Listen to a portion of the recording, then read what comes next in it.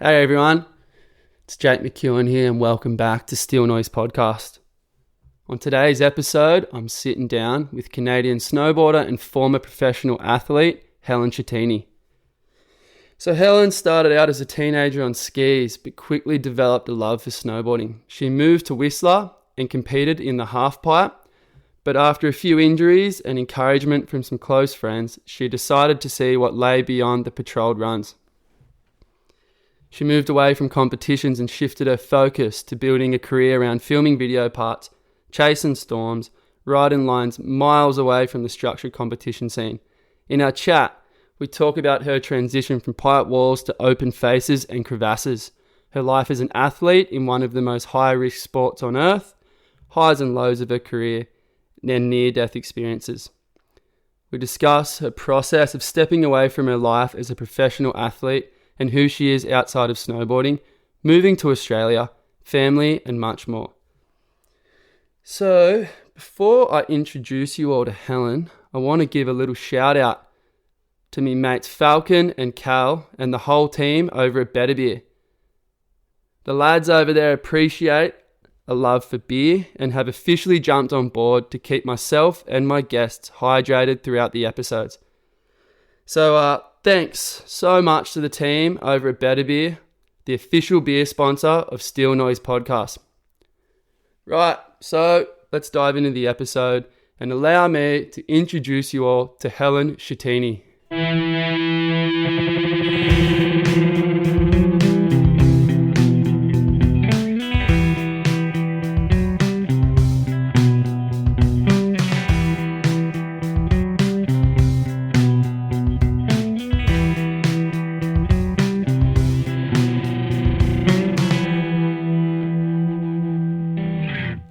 Hello, Helen. Hey. How are you? Good. How are you? Good, thank you.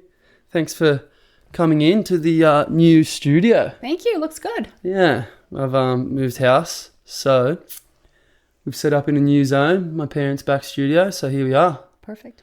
Yeah, and so also something new for this episode, we've Better Beer has sponsored us. So How good. Better Beer is the official beer of Steel Noise, so cheers to that. Sorry, should have grabbed yours. Cheers.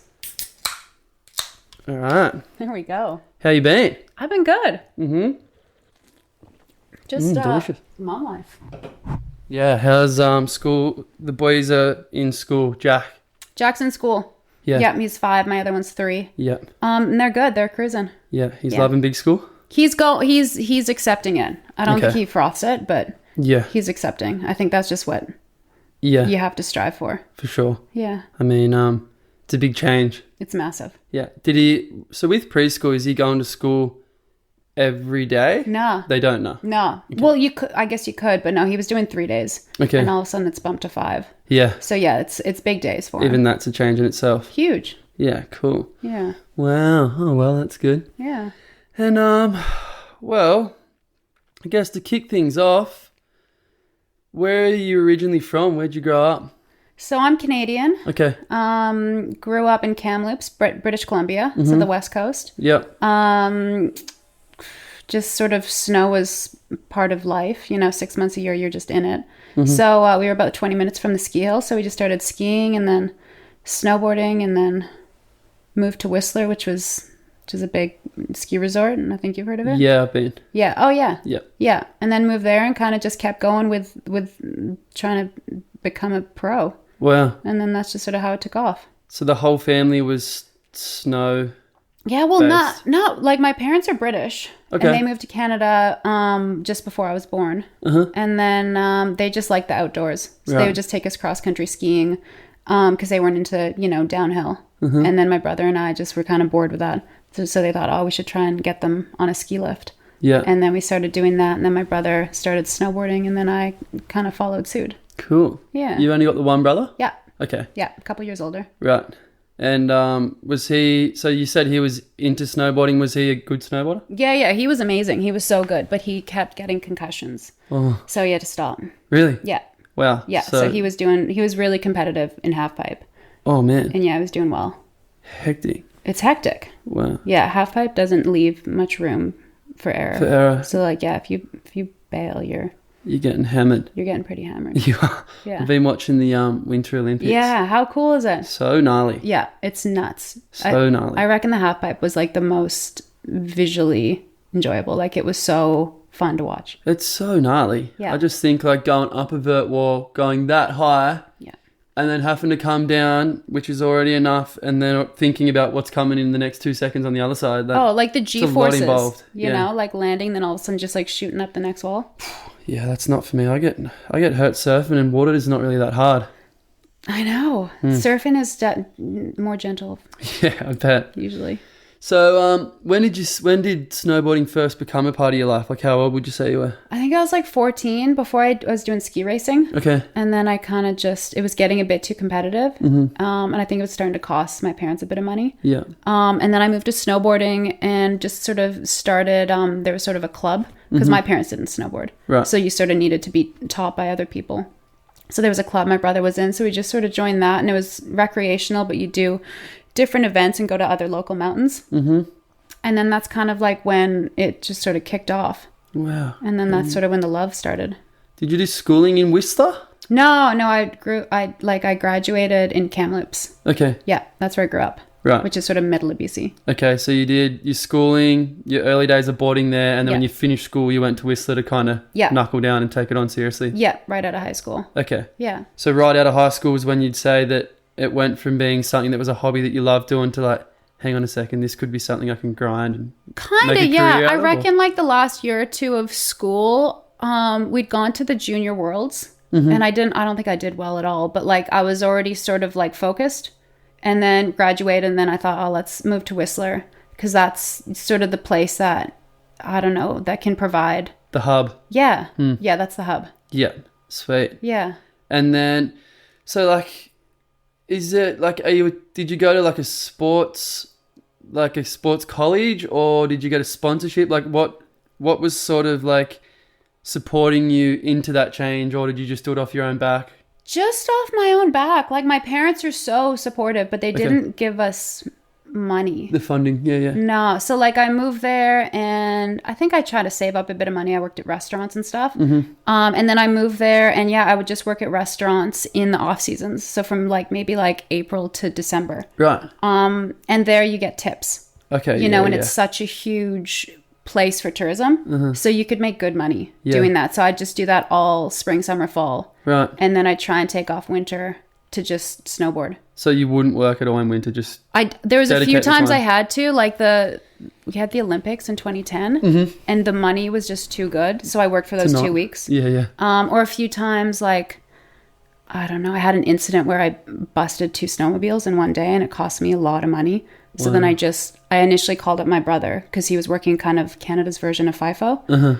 And so he's making a bit of money, and I was like, dude, I need to borrow like 15 grand. And he just transferred it to me. And then I called my boss being like, hey, can I work? And then I just worked hard for like, I don't know, 6 weeks or something. And I just made it back. What's a couple of snowmobiles worth?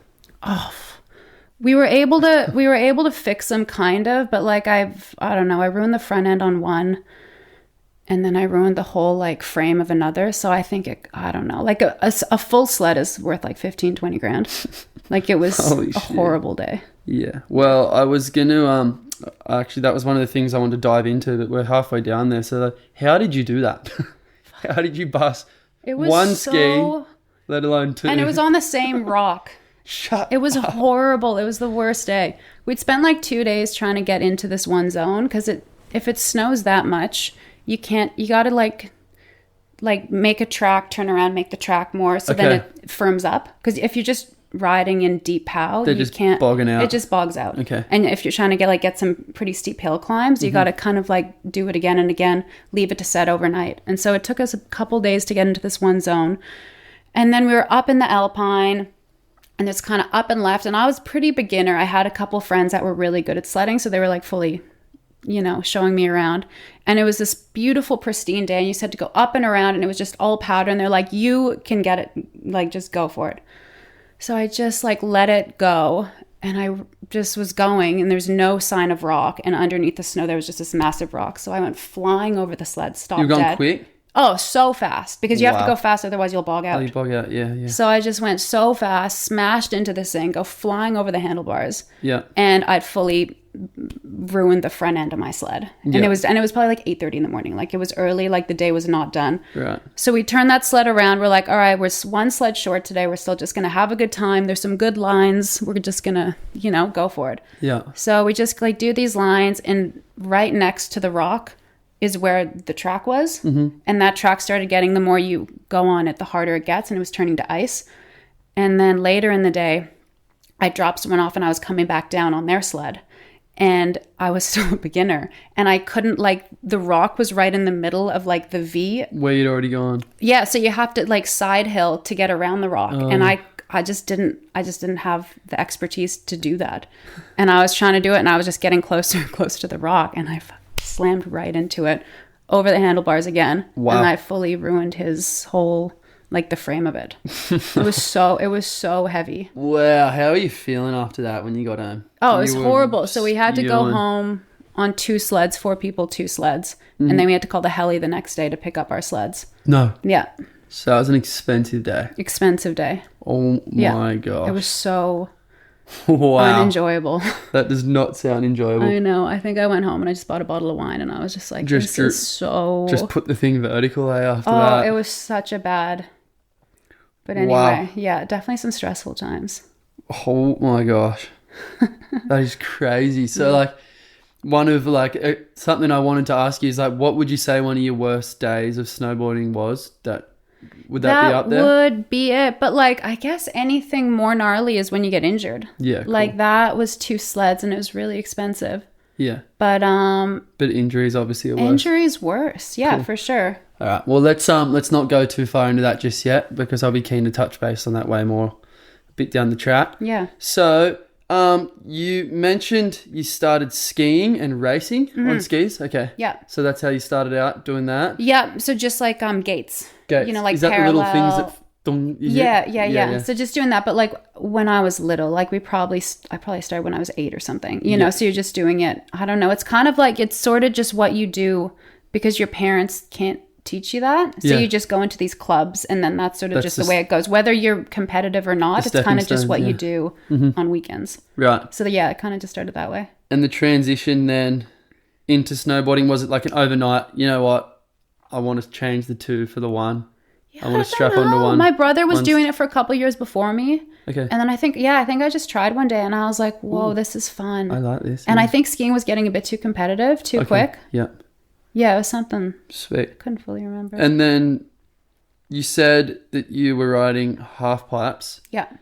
How do you go from finding a love for snowboarding to dropping into I might get this amount right, but 30 foot? How high is a wall? I think they're 22. 22, okay. Is the height, and then you go higher. But no, when I started, it was before the 22 foot. Okay. We're in, I think they were maybe 16. Yeah. So it's still big, but you just, like I said, the club I was part of, you kind of just went in and you did all the different sports. So you did board across, you did gates, but on a snowboard. Yeah. Or you did half pipe or slopestyle. Yeah. So you kind of just did all of it, and you kind of just figured out what worked for you. And so I kind of did board across and half pipe a bit. Wow. Yeah. Did you continue on with the board across, or were you just like half pipe? I like flying. I was too little that I kept getting smashed by the big chicks in board across, and I just go flying. Wow. So I wasn't heavy enough. So I'd get so nervous at the top of those runs because they're pure ice. And you're with 3 other people, and they're really trying to take you out. Yeah, I watched a bit of that in the Olympics. Yeah. That's where they're going like over the little whoopsies and then around the berms and this and that. That's motocross, right? Yeah. I guess motocross, but on a board. Yeah, makes sense. Yeah. It's pretty entertaining to watch. Yeah. Yeah, it's crazy, isn't it? And it's pretty like cutthroat. They're grabbing and banging and shouldering. Yeah, for sure. Jeez. Yeah, it's full on. Hectic. Yeah. And then you're like, righto, so I'm light. Yeah. Which helps when flying. Yeah. I guess. Yeah. I know. I like the freestyle of half pipe. Yeah. And I think I would have liked slope style a bit more, but our mountain didn't have the best track. The jumps. Okay. Yeah, they had a half pipe, so we kind of just went for that. Stuck at that. Yeah. Yep. And then did you start competing? I did compete, yeah, but just like small events like BC, like British Columbia had their own events, or we do nationals, or we do a few kind of ones down in Nevada. Like we'd pop over the border sometimes. Yep. But I never got to like that elite level where I was doing too much international. Yep. But yeah, then I stopped doing that because I kept hurting myself. Yeah. Because half pipes are too hectic. So yeah. We've spoken before. You said you've broken your leg? Yeah. More than once? A lot. Okay. Yeah. Yeah. In the half pipe? In the half pipe. Yeah. Initially it was during, I think, nationals. It was a contest. Wow. And I just took off, landed on top of the pipe, and then fell backwards into the pipe. And this is when they were 22 foot. So just going from like, I don't know what, I wouldn't have gone that high, maybe like 10 feet over, and then landing and then falling 22 feet straight onto my leg. So I broke my tibia. And then at that moment, doc said I didn't need surgery. So then I went back next year and re-broke the same spot. Oh, wow. Then I got a rod through the tibia. Right. And then the next year I was practicing half pipe, broke my other tibia. The other one? Yeah, and got surgery right away. Okay. And then a few years later, I just ran into a tree and broke the fibula. So yeah, it was pretty full on. Did you, so when you said you landed at the top and then fell in, did it break at that landing at the top or once you fell down? Right at the bottom. Yeah, you could just feel it. It just cracked. Oh. It was so... And so what's happening then? Like ski patrols coming in, it's a big scene. Ski patrols. Have you broken a bone? I've broken many bones, yes. Yeah. Many. I don't know. It's like you can feel it. It almost feels like there was no, like it wasn't a compound fracture. There was no blood or anything, but you could almost feel it felt wet. Do you know what I mean? Like, I don't know. Like it's a weird feeling. And so I just knew. It's not solid, it's a bit because of jelly. Oh, absolutely. And so, I was young. I think I was 17 or 18. Right. So I can't fully remember, but it was immediate. So they had to get the sled and took me straight to the hospital. Yeah. And there's a good hospital there that you go to, or? It was in Calgary. And there is a good hospital there. Okay. Yeah, that's a big city. One? Yeah. Yep. So did you have to get flown or anything, or? Drove to the hospital, stayed there maybe overnight, and then I got flown straight back to Kamloops where my parents live. Right. So pretty much every time I'd break my leg, I'd go hang at my parents' house just because they can take care of you. Yeah. So I'd just stay with them while I was on crutches. Yeah. And then I'd go back to Whistler once I was off crutches. Far out. Yeah. That's hardcore, right? It's, yeah. Oh, yeah. So you went from half pipe, and then word on the street is you're a bit of a force to be reckoned with in the backcountry. That's where I became a professional. Okay. That's where money started coming in. I never made money on half pipe. I just, I think after I broke my legs, then ice didn't, it would just hurt. When I landed in the park or in half pipes, I just couldn't do. You couldn't do it anymore. I couldn't do it anymore. My legs were hurting too much. And then I had a few friends, roommates at the time. And you go to Whistler. Whistler's known for its snow. It's so good there. The powder, it's amazing. The terrain's incredible. And they'd always be like, oh, come with us on a pow day. And I'd always say, no, I got to practice half pipe, So I just dig out a pipe in the a hit in the pipe. Yeah. And they just would laugh at me. And then one day I was like, all right, yeah, I'll come join you. And it was just light bulb moment of this is so sick. Wow. So then sort of just started going that way. And then I got my first snowmobile. You got your own one? Yeah, yeah. Wow, okay. Yeah, that's the only way that you're going to succeed. You need to have your own. You can't just kayak like you do here. You could, you're not gonna get far. You're not getting the good stuff. No, and if you're filming hiking, you're not gonna get many clips. You're only getting a few runs. Totally, it's only snowmobiles or helis. Right. And so you kind of you get a snowmobile, you find a crew, and you start trying to just get shots. And for me, it was just trying to get photos to get in the magazines because no one's gonna film a newbie. So you got to try and just get your foot in the door. Get your name out there. So you're self-promoting at this point. You got to get yourself noticed, so then the rest of it will come. Pretty much, yeah. Okay, yeah. So by that time, I had a few sponsors. Again, not paying enough to not have a job. Yeah. But a few sponsors, and luckily, one of my team managers was also a staff photographer for a magazine. Right. And so he'd take me out, and we'd just get photos. But at the time, it was just launch yourself because there was no cameraman or no videographer. So just huck it. So you didn't need to land. Yeah. So it'd be just launch off that, but it'd be almost a flat or uphill landing. Yeah. And I would just send myself because I was just like, I want. So dedicated. Yeah, I just want this to become a thing. Holy so shit. you just smash yourself every day. Surely, like, it can't be that much safer hucking off a ledge to flats than it is in a half pipe, right? Or No, probably not. No, probably not. And then you've got like avalanches to think about. Yeah. So yeah, there is a lot. But no, in those early days, I don't think we really went. Like, we're always sort of within the trees, which is generally a much safer area, you know? Because there won't be as many slips, right? Yeah. Yeah. Yeah. Yeah. So would you say, like, the point where you went from it being a hobby, you went out, you obviously did it a few times, you went, wow, this is where, like, the untouched gold is. Yeah.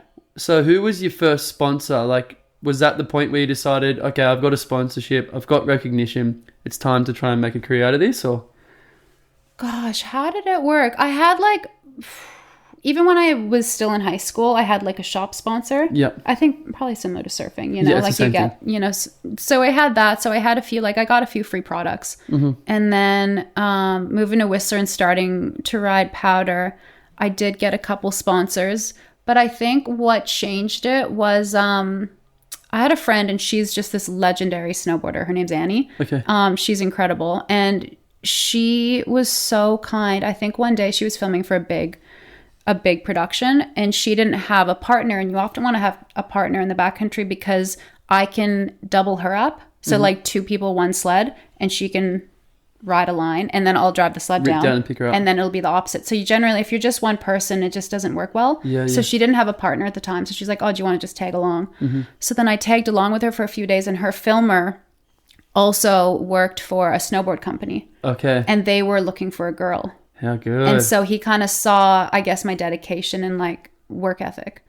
Great work ethic. Yeah. This girl likes to huck the hell out of it. She likes to huck. She can huck it. This is what we need. Yeah. So then I think he spoke to them, and then they hit me up. And I think that's when the ball really started to roll because they were really reputable. What brand? It's called Yes. Yes. Oh, Yes Snowboards. Yeah. I know Yes. Yeah. Yep. Yeah. So that was them. So yeah, it was 3 guys, Roman, DCP, and JP Solberg. And they were on Burton for a long time. So they really had already made a name for themselves. Mm-hmm. And then they got off Burton and started Yes. Sick. And they all lived in the same area as me, and so we all got to kind of hang out. And then we did it was called a shootout, so you had different snowboard brands, and you all did I don't know, maybe like 5 days, and you just had to shoot and make a video. And they brought me out, and I didn't know at the time, but this was just like my test run to see if I'd audition. Yeah. And we had to camp out in the backcountry for 3 nights. Wow. Just with sleds. We had a heli come in and drop some petrol and some food and some of like the tents and stuff. We were just stuck out there for 3 days. And I did pretty well. Like, I kept getting shots, and they were like, yep, she's in. Yeah. And that was sort of how it started. Thanks for the fun trip. Oh yeah, by the way. Yeah. You're in. I didn't realize that was the audition. That's almost better. I think so, hey. Imagine having that pressure being like, you got to perform or you're out. Like, yeah. That's good. Totally. Sweet. How good. Yeah, it worked well. And then I was doing a bit of stalking around on your gram, just looking at some old stuff. Yeah. Just checking out some of the old snowboarding photos and that. You rode for Billabong as well? Yeah. And there was others. I don't remember. Adidas. Yeah. Those were probably the 3. They were the main ones. Those are 3 big ones. I had Spy for a while. Well, I saw that too. Yep. Yeah. Yeah. I had all those. Yeah. Adidas was the best. Pang. Yeah. Yeah. They were good. I think they were trying to rival Nike because Nike came in and sort of took over snowboarding. Yeah. And then Adidas wanted to do it a bit more organically, and they did. They did well. Yeah. But at the end of the day, Nike and Adidas are all about numbers, and the numbers didn't line up, so they pulled. Yeah. They got out of snowboarding pretty quick. So at that point, was it enough at the time for you to be making a living? Was it a sufficient amount to... Pretty much, yeah. Well, yeah. Once I got on Billabong, maybe in year 2 or 3, I think, because every year your income, your contract goes up a bit. Yeah. I was making enough, and then Adidas came in, and it was definitely enough. And I wasn't too good to not work in the off season. Like, I still liked being a server. But I was just gone so much that I was like, oh, I can't do it to you guys. So then that's when I quit my day job, then just did that. And then I actually ended up moving down to California every summer. Yeah. Okay. Down to Encinitas. Yeah. And that was really good because all the magazines are down there. Oh yeah. And so I feel like if you're Canadian, you don't you don't have as much visibility. You could be a better snowboarder, but you just don't have as much visibility as if you're American. That's the Americans, and so since I was down there, a lot of times they would just need like a rider for just like a how's their setup shot or just like a 1-page something. And they'd be like, oh, Helen's right here. Like, we'll just call her up. Yeah. So it was helpful for that. Yeah. And then that's when I kind of got excited about surfing too. Yeah, fully. Yeah. Yeah. It was pretty good. Because I was just going to say, oh, you're going down there in the off season, but the off season is going to be the summer, which is the summer in both places, obviously. Yeah, it's same. Yeah, we're same hemisphere. Same hemisphere. So, yeah. Would you travel to the southern hemisphere, or would you travel to places with snow in the off season? A little bit. Went to Chile. Went to New Zealand. Oh yeah. For more so for catalog shoots. Yeah. So like Billabong, because generally all their new stuff comes out, I don't know, in September. So you'd go do a catalog shoot in August with all the new gear, and they just take photos of you and that sort of thing. So that was usually how it worked. Yeah, sweet. Yeah. Cool. And obviously, before moving to Australia, you never came here for snowboarding, obviously, because the snow's kind of crap. No interest in Australia. Hey, had absolutely no thoughts on it. I can't imagine there would be. No. Yeah. Okay. Sweet. So, how long would you say that your professional career as a snowboarder? Like, what was the duration of that? Honestly, it wasn't that long because it took me a long time to sort of get my foot in. So I reckon I probably started making money in I don't know, probably 8 to 10 years total. Okay. Oh, okay. I mean, that's substantial though. It's, I guess, but it's not for, some people are in it for decades. Yeah. And I have some good friends that are still doing it, and they were doing it before I got in. Wow. So it's pretty incredible. Yeah, far out. And then the point of when you stopped doing it professionally, how did that come about? I was burnt on it. I feel like I had a lot of I never had any major situations. I'd been buried. Yeah. I'd had a lot of almosts, but there were no catastrophic moments. But I think with all of those things, it just kept I don't know. I had something called adrenal fatigue. I don't know if that's a common term these days. I think they say it's not your adrenals fatiguing, but anyway, it's when you're overstressed and the hormones that counter it, you almost deplete yourself of them. Yeah. So then your stress levels they're just more erratic and they just don't work. And I just get so tired. I wasn't feeling normal. I was just lying in bed, but then you couldn't sleep. It just took a toll on me. Just kind of. Yeah. And so I think I just felt that, and I kind of lost my love for it a little bit, maybe because it became a job. Yeah. I'm not sure what exactly it was, but no, I definitely got pretty burnt on it. Yeah. Just fizzed out. Yeah. And even when I was a little kid, I was always excited for this next step. I always wanted to be a mom. I always wanted to do that sort of thing. And then I met Rex, and I was 32 at the time. Yeah. How did you meet Rex? At Lakey's. Oh, really? Yeah. Surfing. Okay. Yeah, I was wondering if he was snowboarding or something. No, not him. No, he likes it, but I don't think I think he went to Japan once, but he's not actively.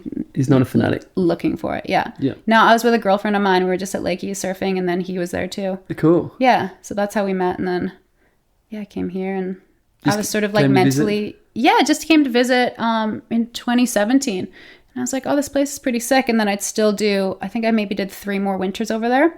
Yeah. And then COVID hit. Okay. And we got pregnant. And so luckily I came here before the world shut down, because I wouldn't have been able to get in. You got pregnant before COVID and came here? Yep. I got, started 2020, we got pregnant. And then it shut down pretty much March 15th. Wow. 2020. And so I got here, and then we got lucky. Yeah, fully. And then we just this has been home. And then I wasn't trying to be a mom and a snowboarder. I was really happy to just leave the snowboarding behind. Yeah. And just be full-time mom. Okay. So I got lucky for that. Perfect. It's the perfect timing, isn't it? Yeah, it was. Meant to be. Totally. All right. So sorry to take it all away. It was back to snowboarding. But so, I don't know. I've just seen some of these videos and photos. Where's your head at when you've just gone up on the snowmobile and you're peeking over this thing, something you've never dropped into before? You can see it go for a little bit, and then a rock, and then it drops. And you don't know exactly what's below there. What's going through your head? How are you preparing yourself for that? It's a hectic.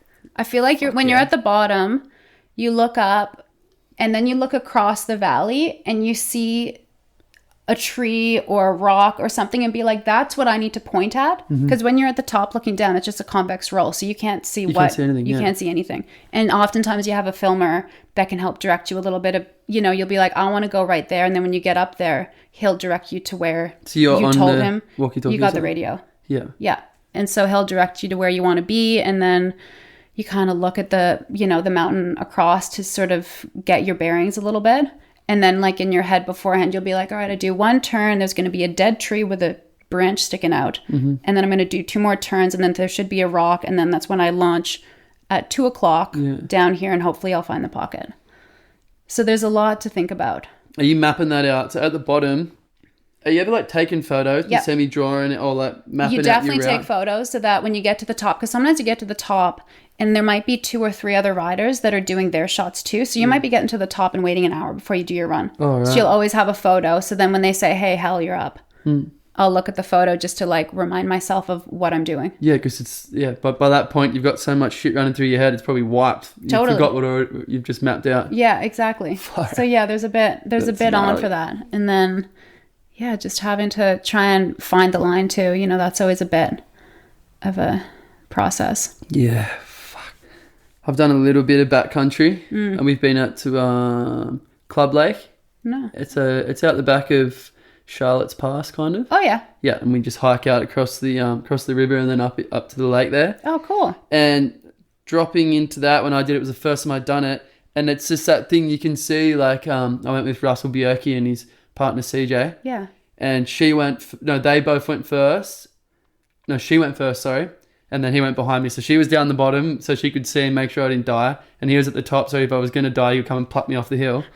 And they're just like, I'm a bit out of my league. And they're like, yeah, you kind of are, but just like, you'll sort it. You'll be right. Just go for it. You just don't be stupid. That's class. So I've sort of dropped into it. But I was freaking out because you see it and then you just sort of see it roll over. And I'm like, I have no idea. When I get to that rollover, I don't know if there's a sheer cliff. I don't know if there's a rock. I don't know if it's a perfect bar. I have no idea what's coming. Yeah. And I just walked up over there, which is so far away, and then walked along the top. I don't know what's going on here. Yeah. And I was freaking. It's hectic. It takes a certain mind to slow yourself down. Yeah. To like get good. I got lucky because I'm pretty good under pressure. Okay. So whenever the camera rolled, I always would do pretty well. Yeah, whereas I had a girlfriend that we were both like going for the whole snowboard dream, and she was so good, but as soon as the camera went on, she just could not figure it out. Yeah. And so I think, I definitely got lucky there because I always performed pretty well when the camera was running. Yeah, you had the right side of the pendulum. Yeah, but I haven't done anything. Like I don't meditate. That was what I was about to ask. Yeah, there's nothing. I feel like I should because I feel like my head sometimes probably needs it. Yeah. But back then, no, I just sort of, I want to say I took deep breaths, but I wouldn't have even told myself to do that then. There's no like pre-drop rituals or anything, no thoughts that you'd get yourself. I think you get like, you just like, you make sure your bindings are tight. You like double click them, triple click them, try again. And it's just sort of like a thing. But I always made sure I didn't have any, what is it, like wearing the same pair of socks? Like I always made sure I didn't have anything that was too routine in case something swayed, like in case I forgot to bring my good socks on a trip or something. Yeah, that's a tactic in itself, right? Yeah, so I just made sure everything was always a bit erratic so that nothing was, I couldn't get in my head over it. Chaos is the strategy. Yeah, a little bit. I like it. But I don't know, I guess you kind of just like know what you're good at and you kind of stay there. Like I was never that good at, a lot of people built, we call them cheese wedges. So you kind of find a nice roller and then you just build a massive jump before it. Yeah. And you just launch yourself. But since halfpipe was my background, not jumps. That was never really my thing. So I'd find more like natural things or like pillows, which essentially are like boulders just on top of each other, and then snow falls on it, and then it's kind of like a like fun, pillows, like pillows. So like I always try and found my way around just building cheese wedges. Yeah. Do you watch much of that Natural Selection? Yes, I watch it all. So good. It's sick. Hey. Yeah. Oh, I like that you like it. I love it. Yeah. I'm on the cusp of being a bit of a snowboarding fanatic. Okay. Yep. Didn't realize. I've only done it, if I get a season pass this year, it'll be my 4th year, maybe 5th year in a row. Which mountain? I just go down to Perisher. Yeah. Just because it's 4 hours and I can go. Yeah. But I've got the love for it. So like now it's like Now all my feed, apart from stupid weird memes that come up on my feed, there's way more snowboarding than surfing. That's epic. Yeah, I know. I definitely know there's a fair few frothers in town. I love surfing dolphin. Yeah. Because I always see Scotty. And he is just like the biggest frother. Like no matter what the season, he sees me, he'll tell me how the snowpack is somewhere. Yeah. You know, and he loves it. He loves it. He goes to Idaho. Yeah. Every year. Yeah. Religiously. I know. I hear all about it. He loves it. It's pretty epic. How good. I know. Yeah. It's pretty good. I feel like recently, since COVID, a lot of people have got the bug around here. It makes sense. It's 4 hours. It's pretty easy. You can have a surf in the morning and go and hit the hill in the afternoon if you want. Yeah. It's definitely it's pretty cool. It is. I know. So would you say like now, obviously having the majority of your snowboarding career behind you, would you say that you have a different relationship with risk to what you did back then? Yeah, I reckon. I guess back then you kind of like were hungry for the risk because I think so. The quality content's coming from higher risk, I suppose. Yeah, I reckon. Like I definitely, for me, I think having kids, it changes everything. I bet. Like night and day. Yeah. Some people not, and that's great. But for me, definitely, especially, I don't know if now with your feed you've been noticing, but there's been a lot of tragedies in snow this last year. And I see that and I don't want any part of it. Yeah. You know, like I don't think it's safe. Yeah. I'm not saying I don't want to snowboard, but for me, myself, I don't need to put myself in those situations. And a lot of them are just really unfortunate accidents. You know, like they didn't even, I don't know, just like a lot coming out of Japan and that horrible thing in Nevada. I know. And they were all mums, you know? So yeah, the avalanches are really, really, they've gotten to me, obviously, you know, but back then, whether it was, I don't know, maybe climate change, maybe just more people in the backcountry, but it just didn't seem like it was as common occurrence. Yeah. They're definitely like, we all knew someone that had died snowboarding or skiing in the backcountry. Yeah, my roommate who had got me into snowboarding, in powder snowboarding. Yeah. He died in maybe 2007 or something, and he was just riding like off-piste Whistler. Not even deep. It was deep. It was a pow day. Yeah. Yeah. But I mean, like not deep in the back country, just kind of off the side of the main runs. Just ducked a fence like we always do on a pow day. And he passed away, and that was the first like real shocker of just like, holy shit, that's so hectic. Yeah. And then just last year, one of my best friends' husbands passed in a really bad avalanche. So is he also Canadian? Yeah, they're all Canadian. And I think it's a good friend of one of my friends. Do you know Kristen O'Keefe and Nick Jacobson? Yes. Yeah. Yeah. Yeah. You know them. I know them. You worked for him. I worked for him. We met him last year with Leanne, wife of... That's the friend. Yeah. That's the connection here. That's so funny. He did bring you up and I totally forgot about that. Yeah. That's classic. But yeah, they're really close. Yep. And I think it hits home more because my youngest is the same age as their son. Zale. Oh, Zale? No, I mean, sorry, Leanne's son, Kyber. Oh, sorry, right, yeah. And I think just when there's young kids in the mix, it just changes the game. Yeah, that's hectic. And it's just really tragic. Yeah. So yeah, I don't have the incentive to go out back. Do you ride at all anymore? Oh, I went to Japan last January. Okay. With Leanne and Jeff and a few other people. I used to ride. I used to film. It's called Full Moon Films. We used to do these projects, and Leanne was always the ringleader. And this last year, she's doing another project. So I came on board to go to Japan, and it was sort of like, I guess, like us passing the torch. So there were some young up and comers. Yeah. And so we were with them, and I don't know, it was just a beautiful full circle moment because, you know, now we have kids and she's still shredding, but I'm not doing much. But it was just a beautiful thing to go there. And just shred. Like I forgot how much I loved it. Yeah. So just to go there, and I was without my kids for 8 days, and that's the longest I've ever been. And it was just so incredible. And just to spend time with Jeff. Yeah. And then a couple months later, he passed. Yeah, it's hectic. Yeah. That's so is she still like she hasn't just thrown the towel in now that she's lost her partner due to snowboarding, or is she still riding? She's still shredding. I think she's still continuing this film project. Good on her. because it's, you know, It's their they legacy. don't want their the deaths to be in vain because there was more people that passed in that avalanche. There were 3. Right. He was one of 3. Yeah. Crap. Backcountry? Yeah. Yeah. So she's still going, and she just sees the love of it because he loved it. Because he loved it. Yeah. So he's like, she's not stopping anytime. But Good yeah, on I her. think with all those things, it's just sort of, put everything in perspective. And I don't want to not snowboard, but I'm not. You got priorities. Yeah. Yeah. I of course. just, for me, Yeah. just sort of mom life is where I'm focused. Yeah. I mean, I suppose you've had the golden years of it. Yeah. And now these are your golden years, sort of Yeah. a different Different golden years. different golden years. Yeah, exactly. Yeah, but I love them the same. Oh man, yeah, hectic. So, I obviously, now that my partner lives in Los Angeles, Yeah. from here, but she lives in Los Angeles, so we go back and forth, and she's just like, doesn't want to do, essentially now she's like, well, cool, we don't have to ever do a winter. And I'm all like, well, kind of want to do a winter, you know, like I want to go snowboarding. Yeah.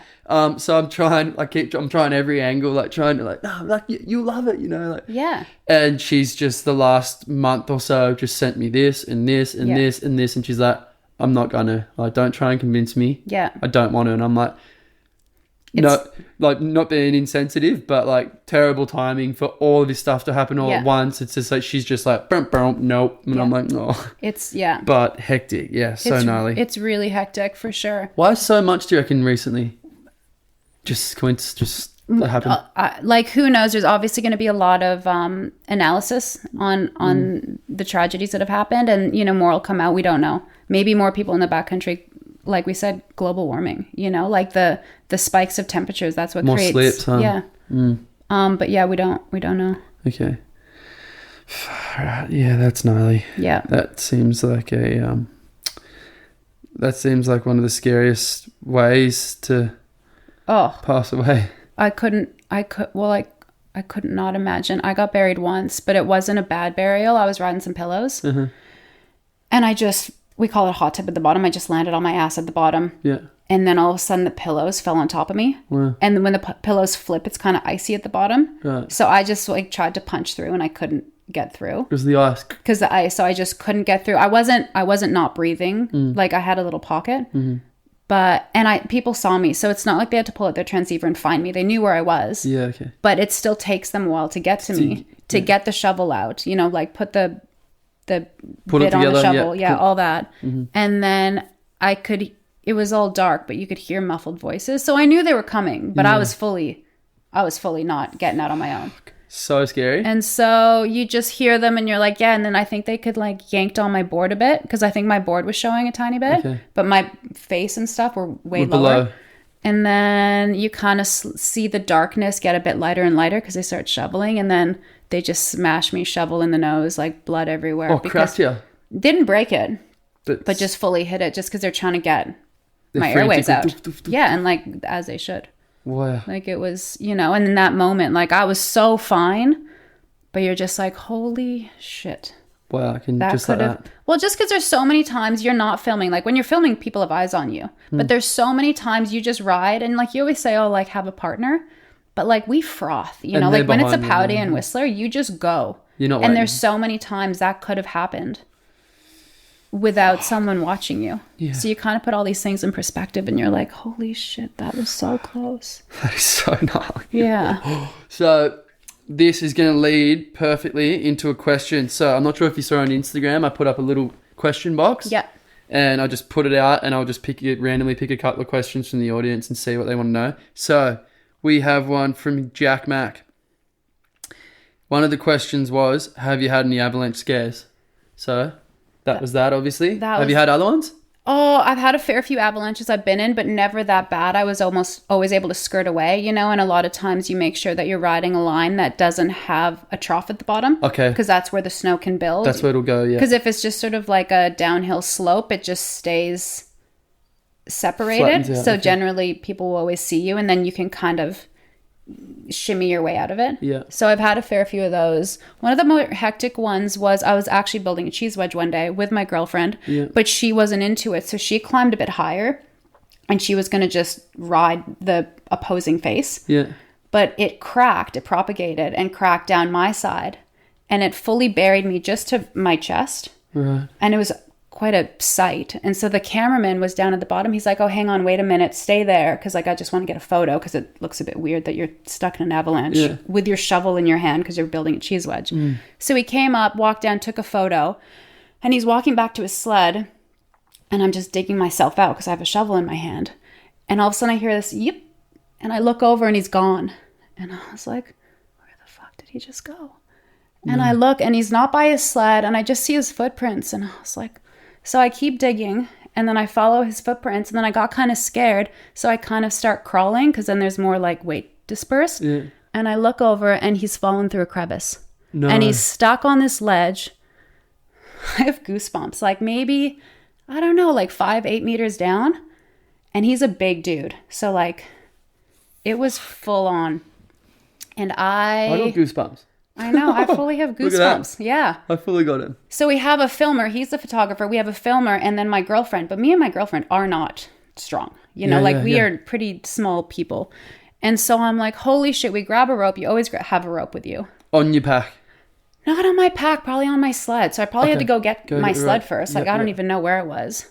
And we kind of get it. And he's like, hey, take my camera first. I was like, no, like put it on you in case you fall further, because it just kept going.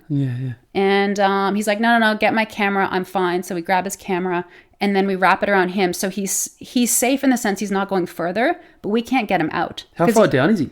He's like 20-30 feet. Okay, so what is that, 5 meters? 5-8 meters? Like pretty far down. Like you should. That's like far. It's far. Fuck yeah. And it's just this crack. And I guess it had snowed a lot the night before. And so you get these snow bridges that just cover the crevasses. Oh. And he just was walking from his sled, and he didn't even get it on the way down. And he followed his footsteps on the way up, and that's when he fell through. So he got across it? Like it was firm enough to hold him? He got across it initially, but on the way back he couldn't. And so we're kind of stuck there. And so our filmer has the other side of the rope tied to his sled. Yep. So he's definitely not going further, but we cannot pull him out. Can't yank him out. Yeah. And so then Annie, I think, ends up taking her sled, and literally like the glaciers are massive. Like I think to get here, it took about 80 kilometers, like we're going far to find these features. And there's always other crews out there, but like you might be 20 kilometers from another crew. Yeah. So she just went out, which is dangerous in itself. You should never sled by yourself. Yeah. But she's just sledding around looking for anyone to help. Yeah. And we find these two people, this couple, and they come up, and like maybe 2.5 hours later, we're able to get him out. Oh, so what, there's four of yous, was it? Pulling him up, or? Yeah, I think, there were 4 of us. 1, 2, 3, 4, 5. 1, 2, 3, 4, 5. 5 of us. It took 5 years to yank him out. Yeah, but then also, like, you can't just pull him out. Like, you got to pull him up straight up, because otherwise the rope will kind of, like, get stuck in the snow, Yeah, and can it kind of cut the rope on the edge of the crevasse? It could have been. I think our ropes are pretty good, so I don't think that was a concern. But yeah, it was full on. And then he gets out, and it's maybe like noon, and we're like, I was going to say, what time of day was it? Yeah, it was early in the morning when it takes a long time to get 80 kilometers. Yeah. And then we just started. Oh, the first part, like the first 20 kilometers is usually a lot of whoops. So it goes real slow, and then you can kind of pin it because you're on a lot of big, flat, open glaciers. Right. So yeah, like hour and a half or something. Okay. I don't know. Yeah. Fuck. And by that time, we're like, hey, avalanche happened. This happened. Let's just get out of here. That's enough. We don't need any more. Yeah. Yeah. And that was a full on. So I think all these little like almosts just kept getting added into my brain. And then I just got to a point where I was like, I can't take it anymore. I'm going to be a mum instead. Yeah. And I think that's when that adrenal fatigue came in. And even now, like, I feel like sometimes my fight or flight response will kind of activate in situations that it doesn't need to. Like, I feel like my whole like adrenaline, I don't even know what you call slightly it, hormones. Off balance or something. Yeah, there's something where just like there'll be something that happens, and I'll feel more than I should. And I'm like, should work on that. Yeah. Whether that's meditation, breathing. Is it something you will do you think? I should. I've got the time now, but I still don't. Yeah. I guess I'm not drawn to it. It seems boring to me.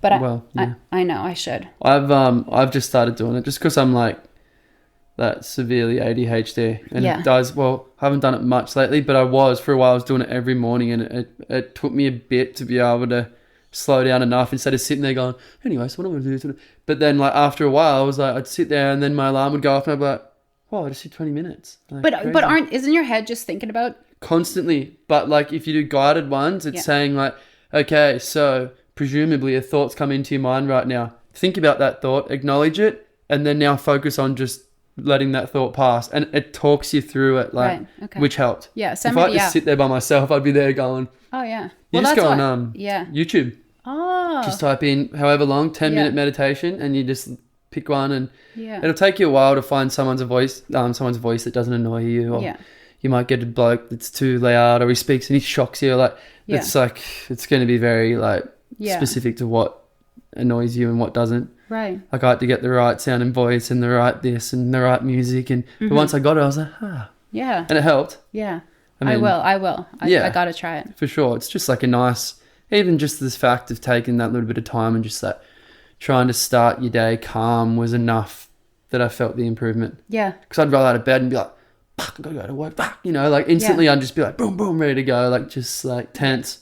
So that was enough. Yeah. But yeah, let me know how you go. Yeah. Yeah. So next from Jack Mac.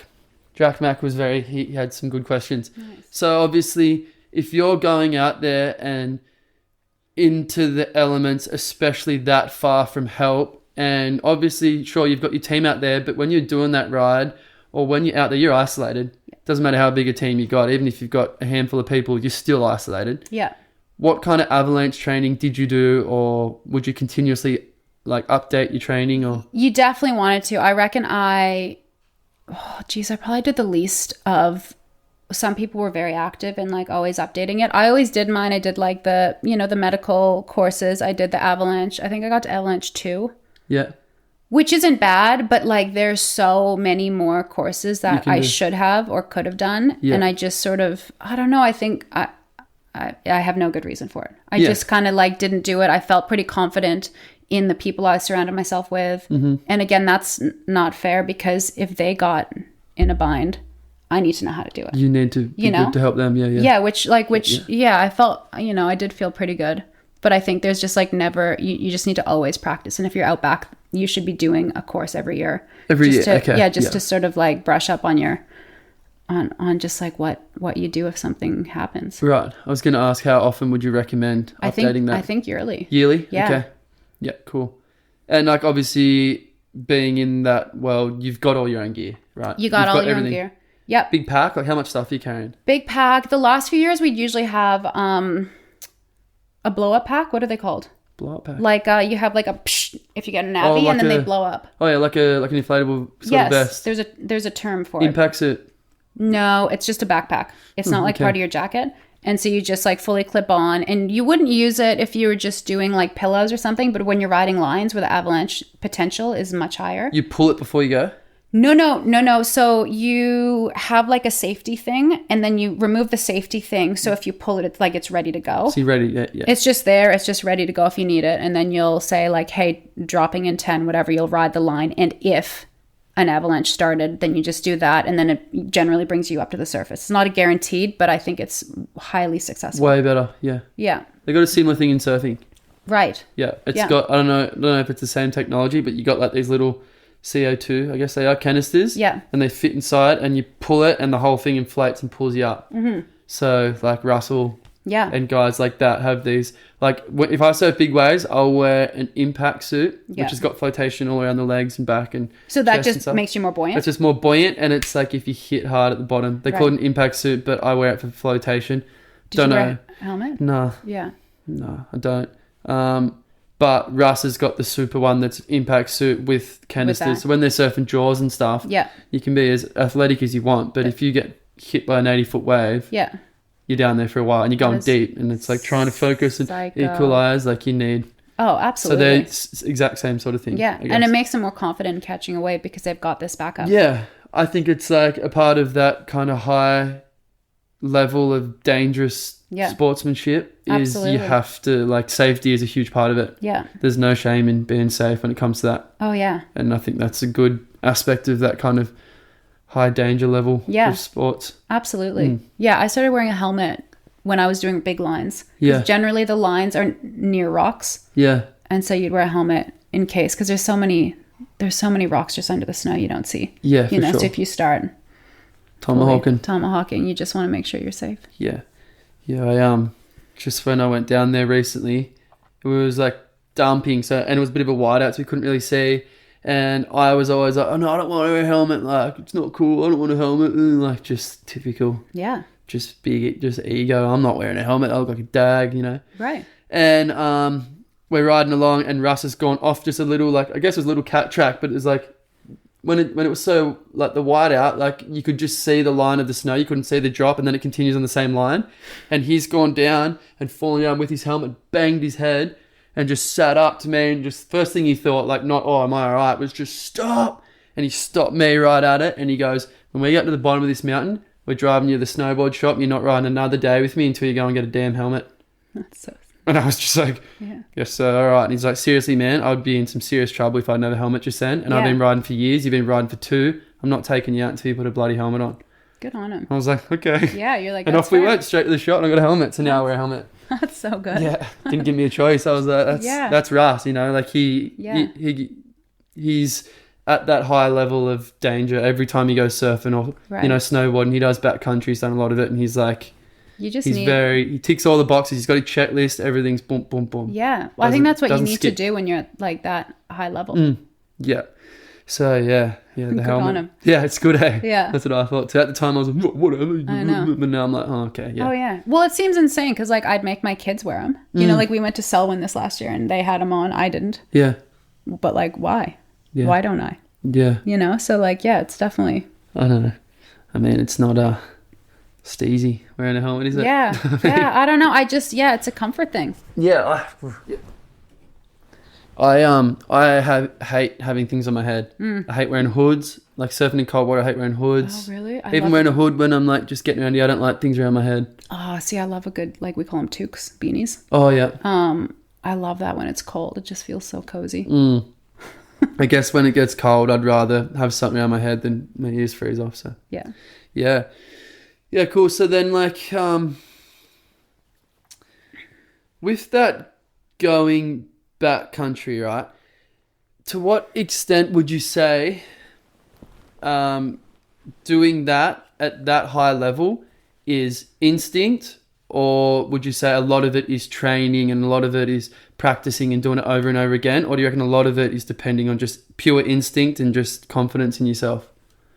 I think a lot of it's doing it over and over again. Okay, so like I feel like I was never the best. I was always pretty good, but I did it so much that like you bring someone that is like an Olympian that's so good at jumping or riding, whatever, but I've done the backcountry longer.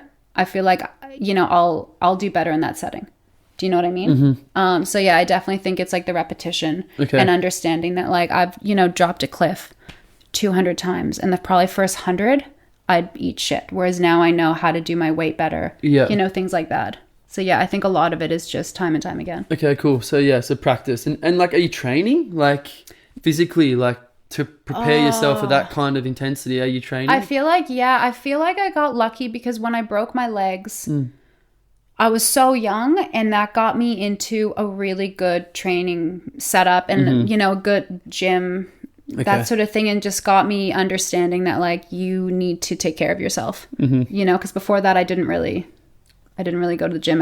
But I was, 17, not that you don't go to the gym at 17, but not many people go. Well, yeah. Like you're usually pretty fit and you're fine.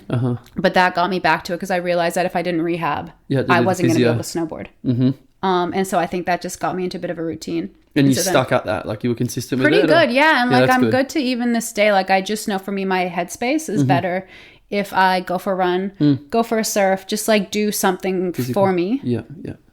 So yeah, it's definitely necessary. Almost more for my head than for my physical. Yeah. Was that an obligation from your sponsors to have a set training regime? It's not like being a professional, like in the Olympics or for a team. No, never. It's on you. Yep, it's on you. Okay. Yep, if you don't perform, you don't get a contract the next year. Yep. So you put in what you want to get out. It's no one's grinding you, like. Exactly. Did you feel pressure? Yeah. Sorry. What's that? Did you feel pressure from them at all to? Maybe a little bit. I had one team manager once that was like, "You need to perform this year." Because I think I had a really good year, and then I had a couple fine years. Like, I still, had reasonable video parts. But he's like, you need to step it up. And I was just like, well, okay. Wow. So like, that's like a bit. Yeah, there's a bit on. And you're like, all right, I really need to find some bigger jumps, do something. Did you, would you say you excelled under that pressure? You said you were good under pressure. Did that, at that time, was that pressure good? Did you? I think rise so. above it, would you say? Yeah. No, it definitely was. It was the Adidas team manager. And I think I had a really good season that year. Sick. So yeah, so I think it was. Yeah, cool. Yeah.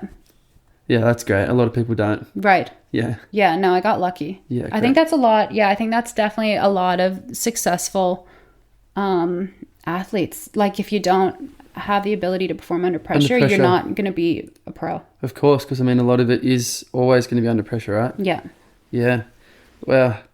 That's crazy, huh? So with so again, I haven't done a whole lot of it with looking after your physical health, like stretching, training. Like, what are you doing? Are you like training your legs? Like, is it a whole body workout? Is there a certain part you focus because you've injured that area, or like? I think it's mostly core and legs. Okay. And obviously arms, because you have to dig your sled out that often. Yeah. That you need to get really good at lifting a sled, and a sled's 500 pounds. Okay. So like, you're not lifting the whole sled, but you're lifting the back end. You're having to like pivot it out of the trench that you've just dug yourself because you right. screwed up a moment on the sled. And you bogged out. Yeah. But I got pretty good at sledding, so I didn't get myself stuck too often. Okay. In the last 5 years. And the sleds got better. Like they just made them better. So bogging out wasn't as common. But yeah, you still get yourself stuck. And so you definitely just need, just everything. Just everything. Yeah. But yeah, a lot of core, a lot of glutes. Yeah, for sure. And I guess we touched on it before, but like the, you were saying you don't do a whole lot for your, like, haven't yet found it necessary to work consistently on your mental health. But would you say as you get older, maybe those times, those crazy mental challenges, you reckon now they're catching up to you and you can feel it a bit more as you get older, would you say? Yep. I reckon I'm not, I think so. I think with Jeff's passing, it affected me. I got really lucky. I haven't had too many close people pass away. Yeah. And I think when that happened, it just hit home so much because I'd just seen them. Our sons are the same age. Like, it really affected me, and I don't think I'm past it. Yeah. So it just makes me think like, I think I need to really work on it. When, God forbid, like mom or dad, they're getting older, if they pass away, if anything, like, I don't think I've got my headspace set up for that. You're not ready? No. Yeah. So, no one is, but. Yeah. So I think I definitely I need to work on something. Okay. Yeah. Yeah, shit. That's so hectic. Yeah. Because like, I guess you're essentially kind of seeing a bit of a mirror effect and be like, whoa, like, that's pretty close to home. That is a good friend, same age. Yeah. Wow, that makes a lot of sense. What would happen if I was in that situation? Totally. You're kind of relating a bit, huh? Yeah. And I feel like I go morbid real quick. Like, if Rex is going to surf, whatever, a wave, and I don't hear from him from 3 hours, my head will go pretty negative pretty quick.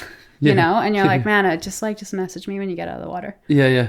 And like, it shouldn't go that way. And I know he's fine. Yeah. But my head's sort of wired negatively. So do you think, I mean, not to like go out and be a doctor and diagnose, would you say there's a little bit of PTSD from that? Just having those images in your head of crazy shit that can happen, you kind of like, oh, I know what's possible. Yeah. I think so. I think so for sure. And I am super claustrophobic now. Like, if my, kids make a cubby house, like, I can't go in it. Yeah. Yeah, just from being buried, I think. Wow, crazy. Like, so yeah, I definitely have, there's definitely moments.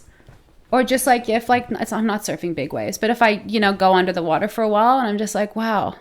Get a bit panicked. Like, this is a bit skits. Like, why am I under here for so long? Oh shit, I don't like it under here. Yeah, I don't really like it. I'd like to breathe, please. Far out. Well, I guess actually just something came to mind then is, I suppose maybe a little bit of something you might have a bit of PTSD from is Rex did hurt himself, right? Right.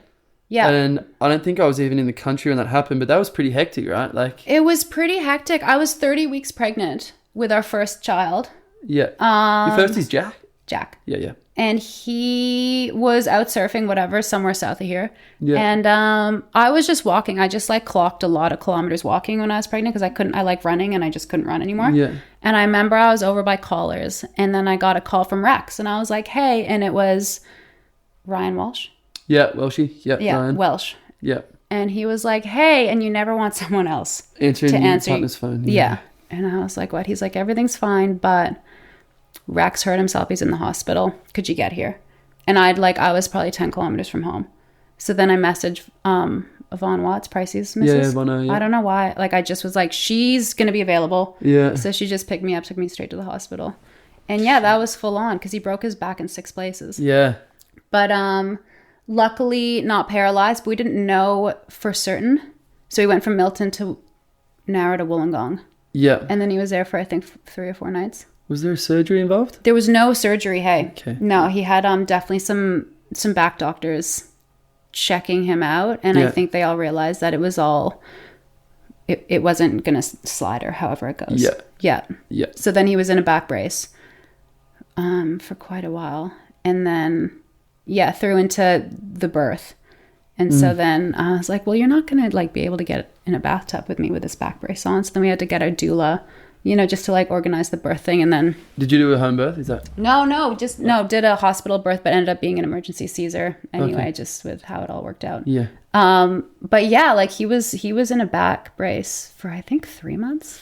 Yeah. And then gnarly. recovery was a lot. But like again, he's pretty cooked, but also I think that's gotten him into consistent stretching. Yeah. Like I feel like sometimes it takes an injury to realize that you got to work on your body.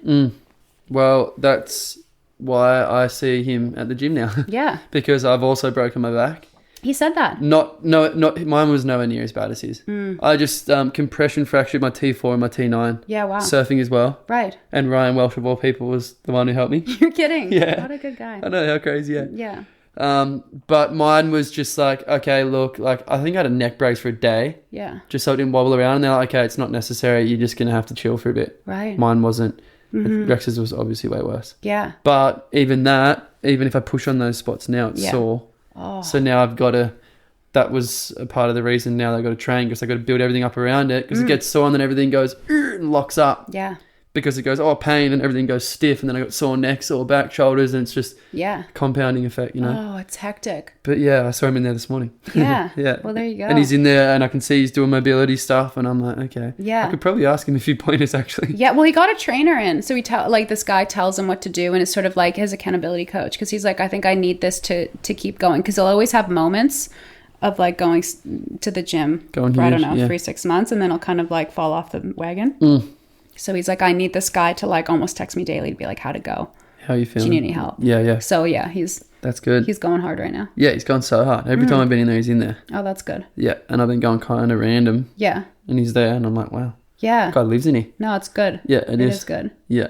Are you going to the gym? No, I don't. I run a lot, and I just do at-home workouts. Okay, cool. But I'm getting a bit bored with that stuff, so I might start something. It's kind of nice. I just switch it up. It's nice having all the machines laid out in front of you and be like, I want to do legs. Yeah. And then, what, I might do a bit of core. Like, everything's there. Yeah. It was hard for me doing it at home. Totally. Yeah, that makes sense. Because I'm like, I just can't really be setting that up to do this right now. Bugger it. Right. Yeah. Yeah. It makes you accountable. Yeah. So what about like when you had kids, right, with snowboarding? Do you have any desire at all to encourage them to get to a pretty high level of snowboarding? No. Maybe not professionally, but to be good snowboarders? No. Not at all? I don't. I just want them to do what they like to do. What they want. Yeah. And like I said, we went to Selwyn and we had so much fun, but 90% of the day was just on the toboggan track. Just having fun. Just and like they're 3 and 5, like they don't need to be pushed to do anything that they don't want to do. And I think I take a lot from my parents because my parents didn't give a shit about snowboarding. At all. They just wanted us to... Essentially, they wanted us to be outside. Like they didn't want us on the Nintendo. They didn't want us being inside all the time. They just sort of were like, do outside things. Doesn't matter what it is. Just go, do that. And I think that was a big part of why they moved from England to Canada, because Canada is such an outdoors sport. Oh yeah, how is it? It's so central. And so they just didn't care. And every time I hurt myself, like they just kind of checked in. They're like, Are are you still happy doing this? Like, do you want to try something else? Like, do you want to, I don't know, do whatever? And I'd be like, no, I am frothing to snowboard. They'd be like, okay. And they just supported Keep going, me. yeah. Yeah. Great. And I think that's what scares me a bit sometimes. You see a lot of young frothers here surfing. Yeah. And I'm like, man, I hope they're not being shoved. You know? And like, I don't know. Yeah. And there's some that I do know around that are. Yeah. And I know a lot of them are frothing and they that's probably epic, love that, yeah. But I just want the parents to be their safe spot. And if they're not frothing, they can go to their parents. Yeah. You know, because if they can't, then that's a bit scary, because I've seen that in snowboarding and the kids get burnt out real quick. Yeah. Yeah, for sure. Yeah. And my parents are kind of the opposite. They're like, you want to do a comp? All right, let's go to the comp. Like, you sure? All right, let's go. Like, they were kind of like, oh man, let's just go surf. Let's go hang at the beach and like not drive around the country and go and hang out and crowded and, you know, and have to pay and drive and stay somewhere. But they were also like, you want to do it, let's go. Yeah. But like, don't just go because you think you got to, because we're happy to just hang at the beach and go surfing all day. Like, I think that's all you want. They won't push you at all. That's it. At all. They couldn't care less. Like, coming from a heat and daddy, but you do realise you just chatted the whole time, you didn't get a wave and you could have got through that heat. And I'm like, yeah, and he goes, oh well. Lazy board, go surfing down the beach, whatever, I don't care. That's it. Yeah. Just couldn't. So that's 100%. I'm not pushing. Yeah, good. I just want them to be outside and they froth the beach. Yeah. So are they into surfing or any interest? Oh, Jack Frost boogie boarding. He's got his little blow up thing. That's a start, and he loves that. And Finn just he pretty much likes to get dishwashed in the waves. Just body bashing. Yeah. Sick. Yeah, but that's it. How good. So I guess on that topic, just talking about parenting and like kind of the younger generation of maybe kids and stuff that are surfing and, you know, snowboarding. Do you as an ex-professional snowboarder have any like advice for younger people coming up in that world of snowboarding?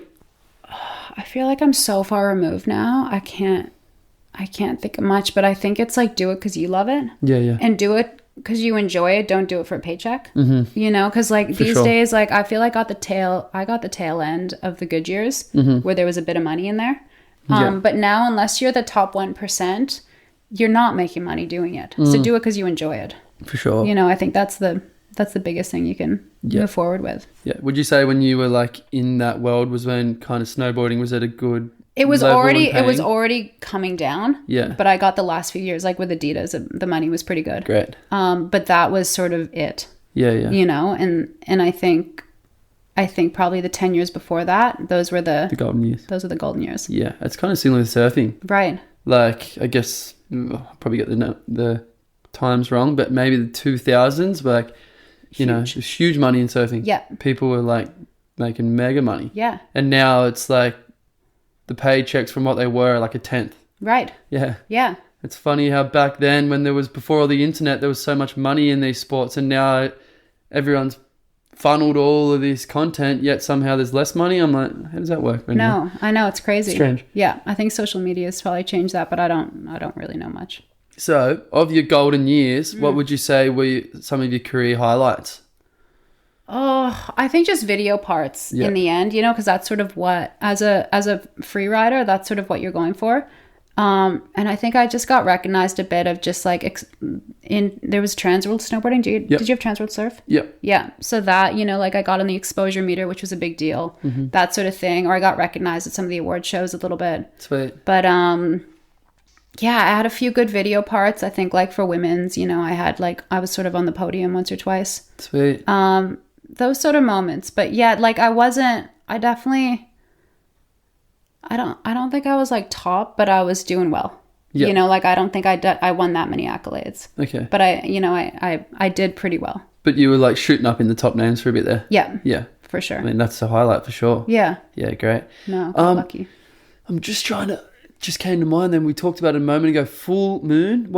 Could you explain that, sorry? Yeah, so Leanne Pelosi, who's been doing snowboarding forever, she started Full Moon. She did a bunch of women's projects before I was really snowboarding at a professional level, probably like very early 2000s. Yeah. And then she started Full Moon, which was I think about 6 of us, mostly Canadian, a couple Americans. And we did a 2-year project, and it went so well. Really? And it was such an incredible, video to be a part of.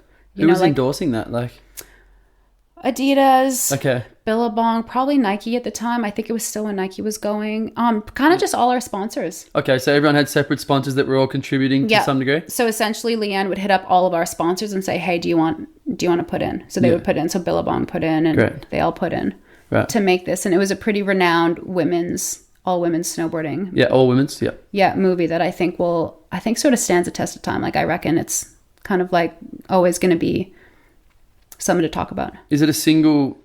It was one movie. Single movie. Yeah, which now I was saying she's doing a second one. Yeah. Obviously things look a little bit different with just like what's happened this last year. Yeah. But I think she's continuing on with it, and she's going to try and finish it up at the end of this year. Yeah. Probably a dumb question, but I'm assuming you won't have any part in that. Well, I was in Japan with them. Okay. Yeah, so there is a little bit, but the plan was to do a bit of stuff with the kids to sort of like showcase how some of us have sort of moved on. Move forward, yeah. Obviously, cool. A lot of that got changed with what happened with her husband. Yeah. But yeah, who knows? We're actually going to meet up in Hawaii in a couple months. Cool. Just to connect with them. Great. Just to see how she's doing. And hopefully, I just want our sons to be, moving over here. I love Australia and I love Ulladulla, but I miss my friends. Of course. So I just want to try and make sure that my boys and my friends' kids just have a connection. I still have the bond. Yeah. So yeah, every time we go to Canada, we always meet up with them. Great. But just to have these moments will be pretty beautiful. Yeah. I mean, like, the world's a small place. I'm realizing it more and more. Yeah. Like, because I'm going back and forth. Right, yeah. Hanging out in the States a bit more now. And, yeah, like, I've got friends that have come and visited here, and, like, I go over there, and it's, like, some of my best friends, I could say, are over there right now still. Yeah. And it's like, it's not that hard. You fall asleep on a plane, you wake up, and you can see your friends again. Like, planes. It's possible. You can time travel, boom. Totally. You leave here and you get here at the same time you left. You're like, what the heck? Full time travel is crazy. Yeah. No, it's wild. Definitely. And now our kids are of the age that traveling's easier. Mm-hmm. Those first few years, it's horrible. Psycho, yeah. But yeah, no, we're at the age that, it's pretty fun. Yeah, great. So hectic. I can only imagine traveling. Did you do much travel when they were babies? We always went to Canada every year. Yeah. But yeah, there were a few flights that it was just so unenjoyable. Screaming. That were like, this is so not worth it. And then we'd travel over there for Christmas because I'm so big on Christmas. Yeah, of course. And we would just get a cold snap and it'd be minus 40 there. And you're like, I can't take a 6-month-old out. So you'd kind of just be stuck indoors. And with Rex, he's, like, he loves a good snow day. But like when you're just there for 2-3 weeks and it's so cold, you're like, this is not ideal. Yeah. Yeah. Oh, yeah. It's hectic. Do you reckon like women's snowboarding now is getting the recognition it deserves? I think it's moving that direction. Yeah. But like they have gone so far. Like if you watch the women's slopestyle, it was incredible. So gnarly. And just like the amount, that they've evolved. I think it is. I don't know if their paychecks are following that. But they, I think, are getting a lot more recognition. Yeah. Yeah. Yeah. Okay, that's good. Did you think when you were at that high level, was it getting recognition then, or do you think it kind of has definitely come way further forward? A little bit, but not that much. Like I got paid well with Adidas, but then I heard what my like a guy rider as well was getting paid, and he was getting paid like 5 times more, and I was like, holy shit. Yeah. But like he's incredible. Yeah, of course. But also I was like, wow, like we're similar for exposure. Yeah. So why am I 5 times less? Like it's, and that's what it was. But that was in, I think, maybe like 2013, like it was a while ago. So I think a lot has come. And I think the gender gap is still there, but it's closing. Yeah. Great. I hope anyway. Yeah. Aside from being a mother, who are you outside of snowboarding? That's a tough question. I don't know. I know. I think motherhood is... for sure, it's the main event. And I love it. And I'm not looking for other things. But outside of that, I do, like I said, I just like to focus on me. Like I've always said, I'm a very selfish person, and it's not in a negative way. It's that I know I need to fill my cup before I can be a good mom. So that's me running, surfing, like working out, meeting girlfriends for coffee, just things like that. Like I need to do things for me to make the rest of my life happier. Yeah. So I definitely make sure that I get that out of my system every week. Great, yeah. Do you have a pretty good girl squad here? I do. Hey, I got lucky. Cool. Yeah, I feel like Rex introduced me to a lot of his friends' missuses Yeah. from the get-go. And there's a fair few chick surfers that I, have a little surf group that we try and get out quite a bit. Because I feel like that can always be hard, especially being a foreigner. Yeah. Coming to a new land. There's obviously, to some degree, I mean, there's obviously not much between Australians and Canadians, but there is the gap of race. Like, we're from different places. We kind of have a different way of living to some degree again, like I said. But, you reckon you've settled in pretty nicely with Australia, second home? I feel like I got in really good, and I got, good friends with Pity, Chiria. Yeah. Who's now moved, though. Yeah. And just like her little squad. But yeah, I think surfing is such a common bond that it's just easy. And I can go for a surf, not with anyone, but I'll still know people in the water. Yeah. So that in itself, you get a bit of socializing out, and then you feel comfortable just going back and hanging with the kids the rest of the day. For sure. So yeah, I think I got lucky. I think if you didn't surf, it'd be hard to get your fill. Yeah, I agree. Yeah. It'd be hard. Is it similar like the, you were saying, like surfing is then giving you that kind of sense of connection? Is it similar in the snowboard world? Same sort of thing? Oh, yeah. Okay. Absolutely. You can just go up the mountain by yourself and you'll see a handful of friends. And then you'll just share chairlifts with them and be like, hey, I want to go to blah, blah, blah. And they'll be like, yeah, let's shred. Would you say the bond between surfers versus the bond between snowboarders, would you say with snowboarders is better because you're kind of working together more than when you're surfing? Why? Because surfing, you take a wave and someone else doesn't? I mean, essentially with surfing, it's like you're going out, you want the best wave. You're not going to go, oh, here comes the wave of the day. You know what? Go, mate. I'd love you to get the best wave of the day while I sit here and not go it. Like, everyone says they want to be a generous surfer, but... I guess so, but like not that much. Like, I don't reckon I'm surfing like those wild waves. Like, I'm generally always on the inside just looking for the scraps, and there's always plenty of scraps, and usually my girlfriends are there too. Mm-hmm. So like if you see a wave coming, you're like, oh, you go, or like you obviously know the order. Yeah, cool. But I get what you're saying. I don't think it applies that much. I think it's pretty similar. Like, you're just frothing. Great. Yeah.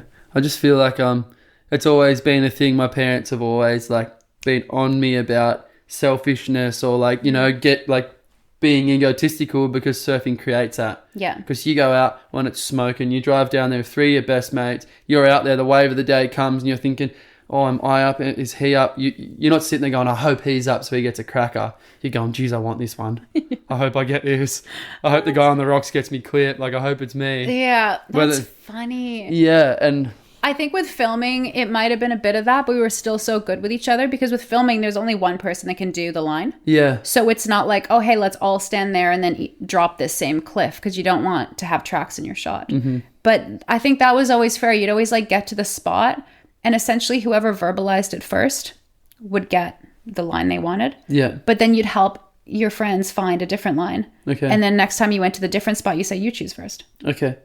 So I think it's just a lot of camaraderie. Yeah. And you're going to enjoy your day more if you do that. Yeah. It seems like there's more working together for a common goal. And essentially, like, if you're hitting a feature, you probably hit the feature and then your mate comes along and hits the feature behind. I'm not sure how it works with filming, but when I go snowboarding, it's like, oh, you go first. Yep, you're good. All right, we'll go next. Everyone's there waiting for you at the bottom. Yeah. Whereas it's just kind of like the ocean is forever changing. It doesn't seem like the same kind of thing. Yeah. So I see what you're saying. I've just wondered that. Like, I've wondered, like, is the camaraderie stronger between snowboarders? Because I mean, even in surfing, it is. Yeah. Because we all share a common goal. But I mean, like, it just seems like it's being able to all have a crack at the same thing, kind of in the exact same conditions. Seems like it would make it more of a team. I think so. And I think as well, when you're way out in the mountains, you have to wait for each other, or you should wait for each other. Yeah. And so I think that makes more of a team thing. Whereas if you're surfing, you're just in the same rotation zone. Yeah. So you're not being like, all right, we just got to this knoll. Let's wait for everyone to like group up and then we'll go again. Yeah. Just like for safety reasons. Yeah, exactly. So yeah, there probably is a bit more like united. I've always just wondered that. Yeah. Makes sense. Yeah. Yeah. Great. Well, so, I guess after snowboarding, right? So you had your career as a snowboarder. Did you set yourself up during that career enough then to be able to retire from snowboarding and not have to then seek a new career? Did you manage to set yourself up sufficiently, or? I got pretty lucky. Well, lucky, but also, I made some good decisions. Like, I made a bit of money, not a ton, but I always lived below my means. Mm-hmm. And then when I made a bit of money, I had a few friends that just were we're always buying real estate. And I was like, what are these guys doing? Like, how does this even work? So I kind of like figured it out with them. And then I ended up buying a couple apartments in Whistler. Great, yeah. And they're walking distance to the gondola.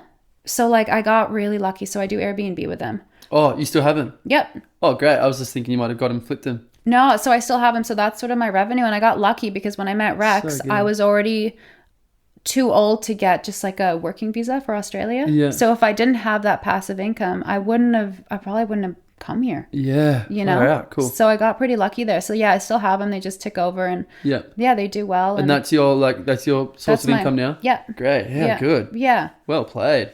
I know. I got really lucky. So yeah, when I exited snowboarding, I had everything lined up. Ready to go. Yeah. But it still took a bit for my head to get out of it because like I don't know, like on a March day, it's snowed 2 feet, it's sunny.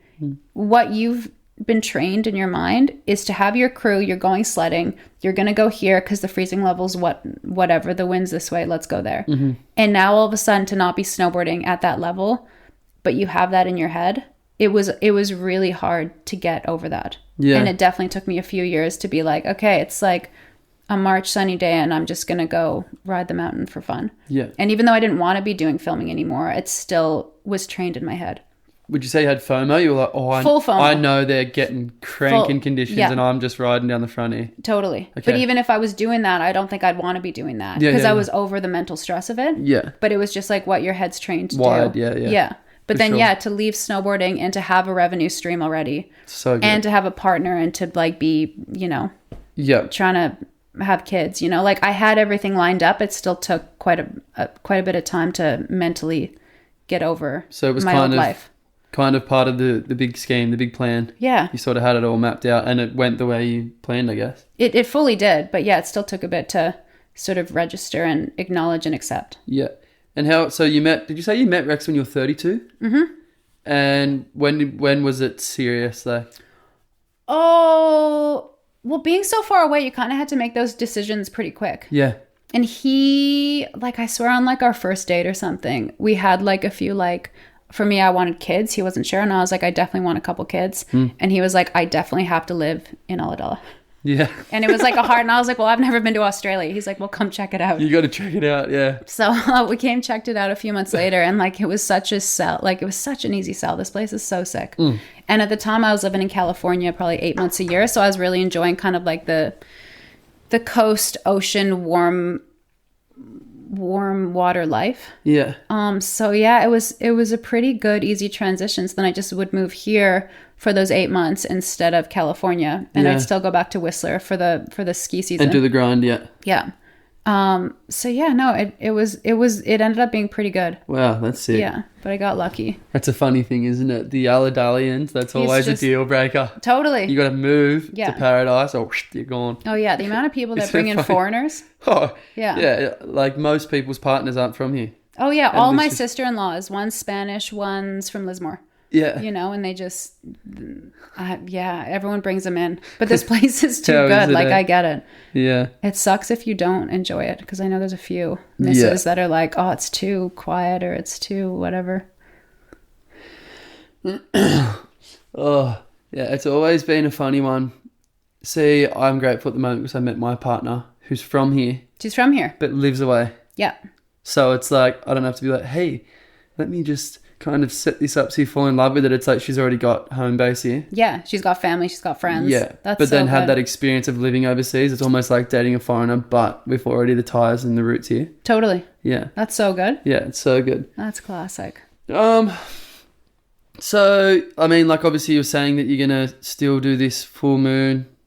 Do you think you'll do another couple of trips in with that? Probably not. Riding or no? No, I don't think so. Like I definitely, down the track want to do some more snow trips with my girls, but it's not specifically to film. Yeah. It's just to hang out and just have a ride and get back to the roots. Yeah. Cause like I said, I'm not interested in that life anymore. Yeah. Yeah. Fair. Mm-hmm. And, so I guess what's like, what would you say you're fired up on at the moment? Like just like it might seem boring, but just family life. I just love it. Like I feel like kids are, I don't know. Everyone says like you only have so many so many good years with them until they don't want to be around you anymore. Till you're not cool anymore, yeah. Yeah, and I feel like I see a lot of dads out surfing with their kids, and you see how attached the kids are, and then all of a sudden I see the dads and the kids aren't around anymore. Yeah. And I'd be like, oh, where's your son? They're like, oh, he doesn't want to surf with me. Yeah. And you're like, wow, so He's you on have his such, e-bike. you have such a short amount of time